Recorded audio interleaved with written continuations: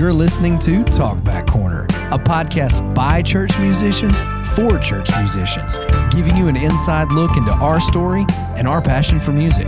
Our goal is to inspire musicians not to just play an instrument, but worship with that instrument and use their talents to further the kingdom of God.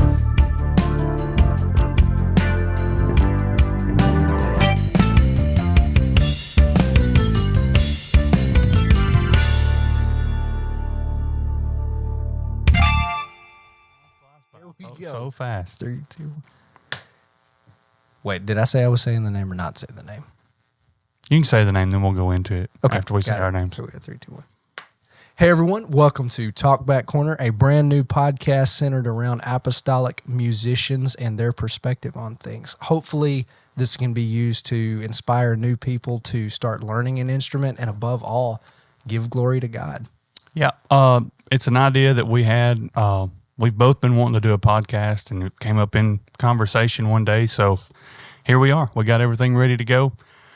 Things will change as we go along. We'll eventually have some more lighting or different lighting, whatever.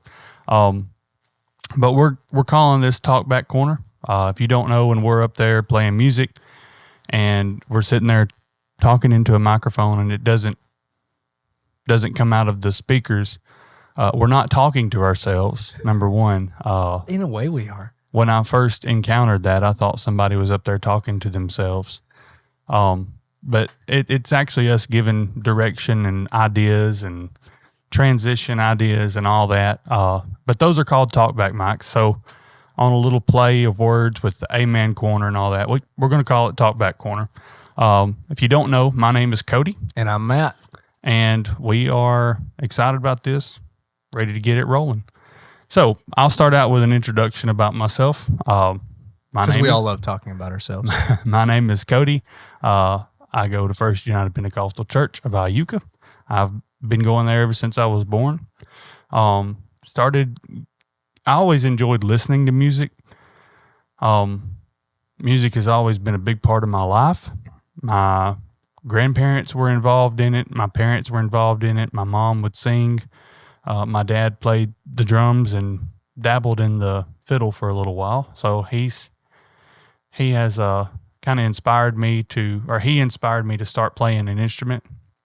I started learning when I was about 12, started actually playing in service when I was around 13, 14. And we'll get into that in some later podcasts. I don't want to dive too deep into it, but I've been playing since I was about 14. I'm now 26 and still have a long way to go, but I've also come a long way. And that's kind of what this podcast, what we want to do is we can only tell our story. So, there's a lot of discouragement you got to work through, a lot of challenges you got to work through. But I love it. I absolutely love music. It's a big part of my life. So that's my introduction. That's who I am. Like I said, we'll go into more of that on a later podcast and kind of get into the ins and outs of what I've done up to this point. But Matt, why don't you tell us a little bit about yourself? My name's Matt. I'm just happy to be here. Tell us a little bit more. So I got my start in music at 7. My dad forced me to learn the piano. Hated it with a passion. But I'm grateful for those days because that really gave me a start and a fundamental in music that you really, is irreplaceable. Even though I did hate it. I ran scales for 30 minutes a day, 7 days a week. It was terrible. But I didn't actually start really appreciating music until I turned 13. The church I was going to needed a drummer for their youth band. And so I picked up the drums at that time. Was pretty bad at it. But how did you carry all of them? Oh, picked up the drums? Okay. I'm just kidding. But it was filling a need, and having had some fundamental in music, I had the timing for it and picked it up, and I've been playing music ever since. We moved actually out of town, out of state for Dad's job when I was 18, and at that time started going to a new church, obviously as well, and they actually needed a piano player, so that's where I actually dived back into keyboards and have loved that far more than drum. And I think I'm a better keyboard player. But I've been doing that ever since. That's kind of how I got my start.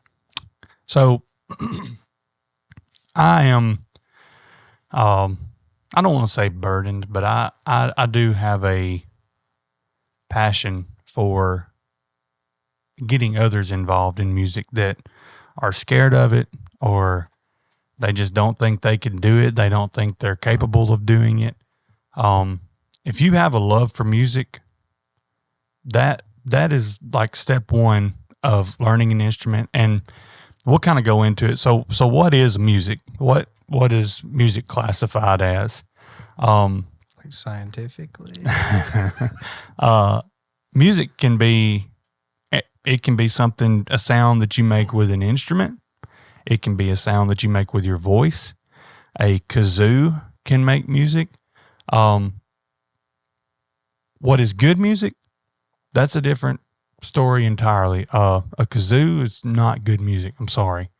But music is a vehicle that can take you somewhere. I heard it said that way one time where, you can put some headphones on and close your eyes. And if it's a song that you know or a song that you've heard before, it usually takes you back to where you heard that song the first time. If it's a new song, whatever style of music it is can kind of put you in that place. So it's a vehicle.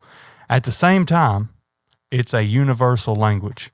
And it's not just universal in the physical, but also in the spiritual. And I've always been amazed by the fact that we can take a song that we do at church and rearrange it for the Hispanic community, for the German community. I've heard songs that we do in English. I've heard them be sung in German. And what's crazy is the music side of that does not change. Yeah. If you think about it, that's just mind-blowing that you can take different dialects, different enunciations, and still play the same music and have the same message on it. Mm-hmm. So music it can be a very good thing and it could be a very bad thing. It could take you to the wrong places. It could take you down the wrong road. A lot of times if you have, if you've not been in the church your whole life, or if you've had moments where you were in and out, you can hear a song from the world and it takes you back to what you were involved in. And that's how powerful it is. Mm-hmm. It can put you in shoes that you don't want to be in. But at the same time, we can use it in a church service to usher in the presence of God, to change the atmosphere of worship. You have fast songs, you have slow songs, you have songs that are done in higher keys and lower keys, and all of those affect us differently. It's a very powerful tool that if it's used properly, it can be effective. So, how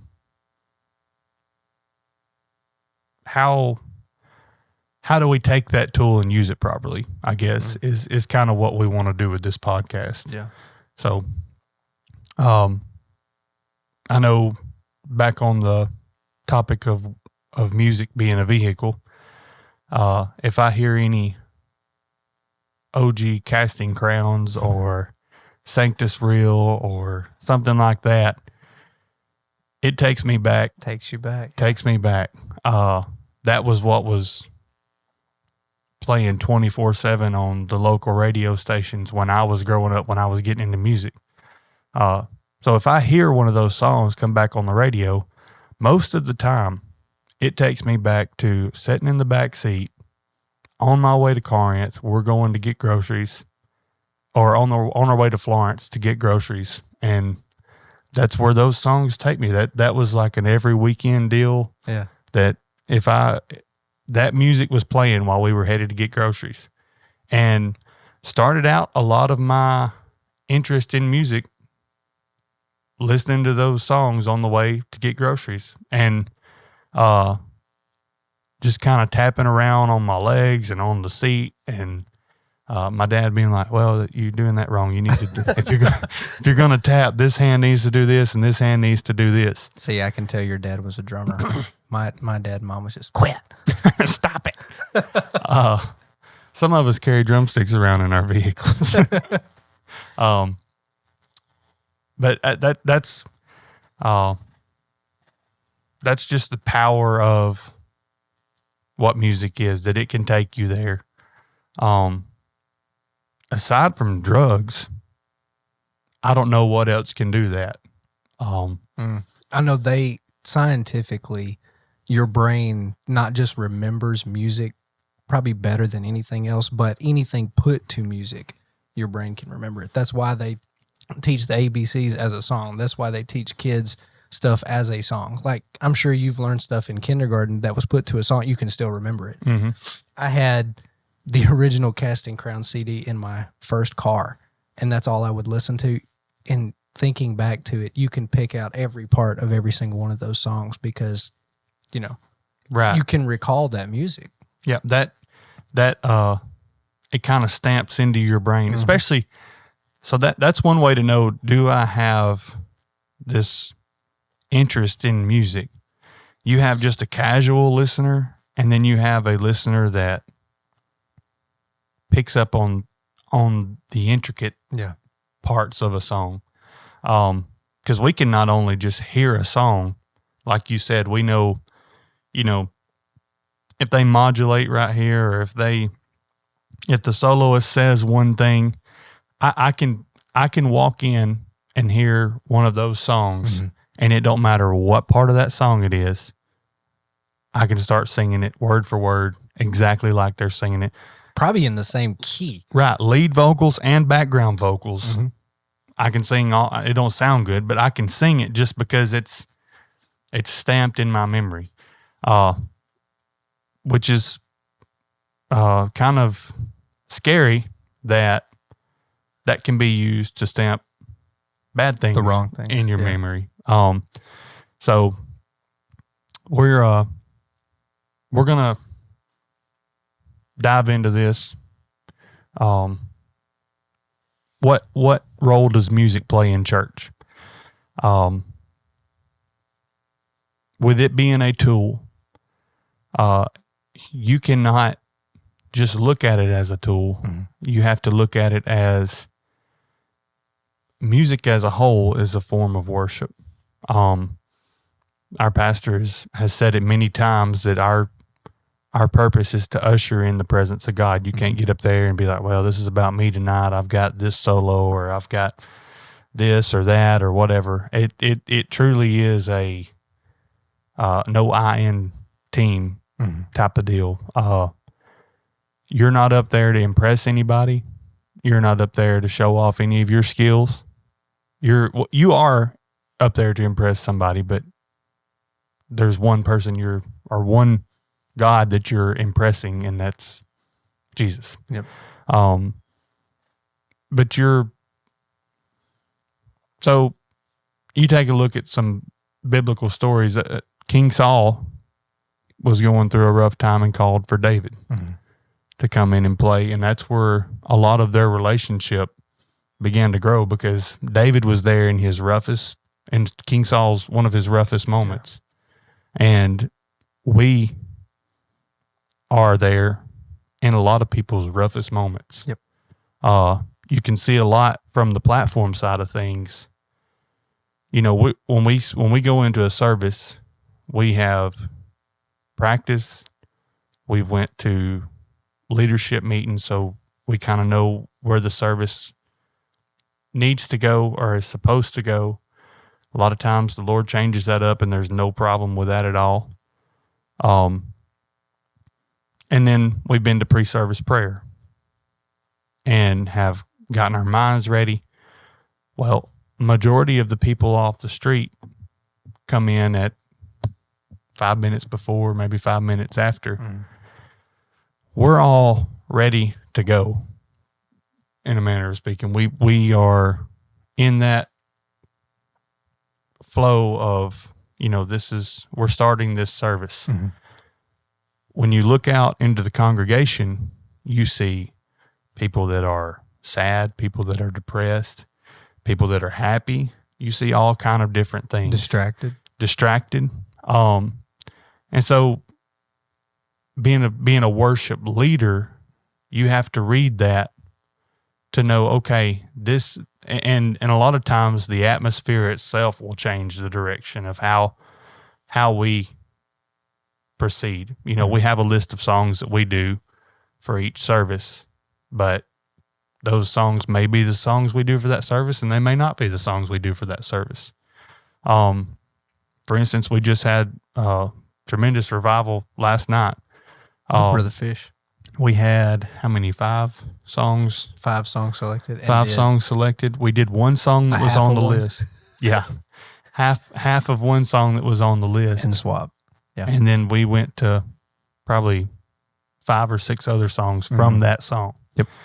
So you can't get too wrapped up in, okay, this is exactly what we're supposed to do, and when we veer off from this, it's going to throw me off tremendously if we don't do this. Or a lot of times, and in my younger days, I would get that feeling of, man, we're not going to be able to do that song that I was going to just shred. And that was my favorite when song. we cut the music, I was just going to let them sticks do whatever God wanted them to do, and I was going to impress everybody, and everybody's just going to be like, wow, he's a great drummer, and I'm glad they gave him an opportunity to show himself off.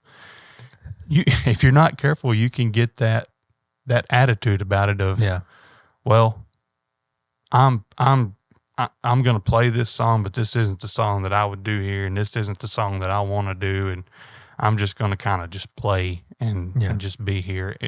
Because something as little, something like that, you're still playing, but you're not putting your heart into it, that can throw a service off. Yeah.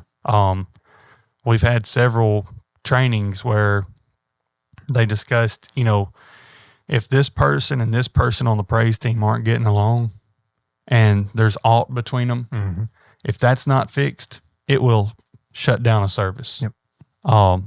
Because just as easy as we can see the expressions and the kind of the attitude of the congregation, they can see us. Mm-hmm. So you can tell, especially when you see somebody 3 times a week, you're friends with them, you know them, you can tell from a distance what kind of a mood they're in. Yeah. And if they get up there and they're on the praise team, or they're on a instrument and they are just out of it, and they're not putting their heart into their worship, that can affect you to the point where you're like, well, if they're not into it, I'm not into it. Yeah. So I'm just going to clap. And they're thinking, well, I'm just going to play. And then, and we are musicians, worship leaders, singers. We are not the lead of the service. We're not the purpose of the service. We are simply to create an atmosphere of worship, because worship gets the attention of God. Yep.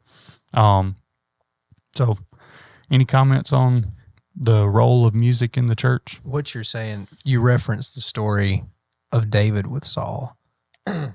Now, granted, David probably wasn't up there with 10 other guys jamming, but you know that he had to be focused on his goal. He was standing before the king, and the king was dealing with this spiritual conflict, and he said, play for me so that these spirits will not torment me.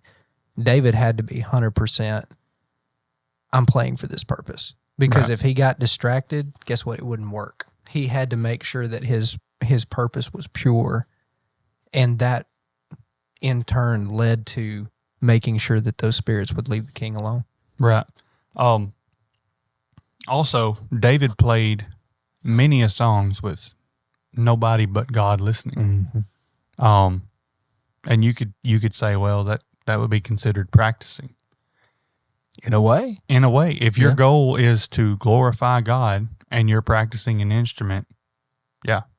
I can tell a difference when we're just up there at a church function or whatever. We're just kind of jamming, And then when we're in the middle of a service, I can feel the difference. I don't play as good. It's crazy. And there's rewards to playing in that setting, to playing to glorify God. It's almost I explained it to somebody like this. When I'm playing music in a service, it is organized chaos and everything else goes away and it's just me and God. Yeah. Aside from Matt and the talkback mic saying, hey, we're going here, we're doing this. But it truly is a existential experience of it's just you and God. And that's the mindset you have to have. I was blessed to be able to play music with Sister Jimmy Ann Lambert, our pastor's mother. And she was one that if you were up there to show off, she was going to put you in your place. Call you out on it? Yeah, she would put you in your place and let you realize, hey, we're not up here for you. This isn't your show. I don't think I ever got to meet her, but I've heard she truly instilled in me how to humble myself when I'm up there. How to, with everything you do, glorify God. And use that instrument. She could tear up a piano, an organ, all kind of instruments. And she done it all with a humbleness. And what that did for me was she's that good and she's got that attitude about it of, it's not a humble brag. Like I enjoy playing, but it's not what I would want it to be when they're clearly tremendous at playing that instrument. My parents told me straight up when me and my brother started playing instruments, they said, we support this. We will support it monetarily. If y'all have equipment that you need, or if there's something you need, we will get it for you. They said, but we are praying that if you ever use this talent outside of the church, or if you ever use this to do something other than glorify God, we pray that God takes it from you. Yeah. And it's heavy. That was powerful, being a 13-year-old, trying to learn this instrument of, every time I get up there, I better be playing for the right reason, because it'll just leave me. And I truly, to this day, I believe that if I decided, I'm going to go play at this venue, or I'm going to go do this at this, they're playing country music, but it's nothing bad. There's no cussing or whatever. I wouldn't be able to keep a beat. I just wouldn't. I've never been the one to be able to just hop up there and do a drum solo, because my hands just physically will not do it. But if you was to take a song and cut everything out but the drums, it would kind of sound like a solo at times, So they prayed that, and I believe with everything in my body that it would definitely happen. Definitely happen. Yeah. The minute I tried. And you got to be careful, because, and they're doing it. The hardest part is keeping it in its place when somebody comes up and says, man, you tore up those drums tonight. Yeah. They're not up there saying you are the reason everything happened. They're saying it as a word of encouragement. Right. You say, thank you. I wouldn't be able to do it without the Lord, something that simple. But I've had people, and I'm not even that good of a drummer, but I've had people come up and say, I've had people say, would you want to come and play drums with me and my group? And there's nothing wrong with that, but it's not the will of the Lord. Right. I can sense that I could very easily get into that and be like, look at me. Yeah. I'm playing for a group now. I'm somebody, Right. You get, if you're a musician at our church, you get time to play for sure. but you've got to channel that into the right areas, or it can become a God within itself. Yeah. You can make yourself a God, I guess. You can begin to worship yourself with your instrument. Well, You know. it really does. And I've heard people say, it's not that big a deal. Play at this school function, go play with this group, practice this. It really does carry that much weight. Mm-hmm. Because if it didn't, then so many good apostolic musicians wouldn't transition into all that, right? Because if it wasn't that big a deal, then you would be able to balance the two and still hold the anointing, but you can't. Right. So, and that's probably a topic for a later podcast, but I have an issue with musicians that do that. Yep. They'll supposedly be totally anointed, focused 100% on the music ministry at church, but yet they'll go play this secular gig. They'll go practice here. They'll go play this type of music. And that it does carry that much weight, because in a service, if you're setting the atmosphere for people, you don't know what background people come from.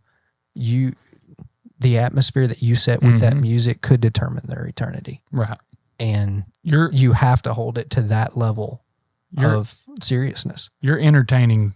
So if you play that secular gig, you're either entertaining whatever that music is about, and it's not about God. So you're glorifying, if it's talking about drinking, if it's talking about smoking, if it's talking about, wild women and all this kind of stuff, you're either glorifying that. Yeah. And if you confront them about it, I'm simply, well, then you're glorifying yourself. Right. I think which is the pitfall that Lucifer fell into of, well, I'm the best one. Yep. I'm going to glorify myself because I deserve this. I am better than the rest. It's that simple, and it's that destructive. Was it Bishop I believe it was, that said, with music, you're either glorifying God or you're not glorifying God. Like, there's no in between. Yeah, it's either one or the other. Right. And you have to pick, you have to choose correctly. Yeah. It's not hard to choose correctly. It's all, if you're struggling with that while playing in church, you need to get it rounded up and realize that and I feel like I started playing better once I realized that, that this is way bigger than just me sitting on this drum set. Yep. You can carry a worship service through the music. Yep. You can intensify the atmosphere, and you can kill it. So if you hit the wrong note, and it's obvious and it's loud. You're talking about my double bass. No. The Southern Gospel story. We've got to tell that story on one of these. Yeah, let's save that one for another one. But you can hit the wrong note and it completely shut down everything that's going on. Especially if it's like a, hey, look at me type thing you're trying to do. And making mistakes is going to happen. You're going to hit the wrong note. You're going to, and that's where experience and playing for a little while. Now, neither one of us are professional. We've just been playing a long time. And that's one reason we wanted to do this podcast, because if there is a podcast out there like this, it's most likely done by professionals. Yeah. And just because of the music industry and because of this area, there's not a lot of drive to go professional doing apostolic music. So it's just a bunch of musicians that have grown up playing in service. So that's, which is by far the vast majority. Oh yeah. And so we're hoping to connect to that genre, to that group. And we're probably going to say some stuff that we're clueless about. Our perspective of it, when you go into the professional side of it, it's something totally different. Yep. But I've always looked at it from the standpoint of, you know, it's like a hobby. If you start fishing and you enjoy fishing, you're always going to enjoy fishing if it's a hobby. But the minute you switch to this is my living, you're going to hate fishing. You're going to do it so much that it drives you crazy and you just want to quit. I've heard it put too, if you're depending on it as your income, you're going to do what it takes to make sure that it stays your Which income. is where those secular events usually come in. I want to say one thing on that before we transition. Interestingly, so the Bible pulls no punches on people's lifestyle. David had a woman's husband murdered so he could have her, right? And I mean, that's probably one of the milder stories that are in there. So it doesn't pull punches as far as what is bad in there. I don't find one reference of people playing secular music in it other than idol worship.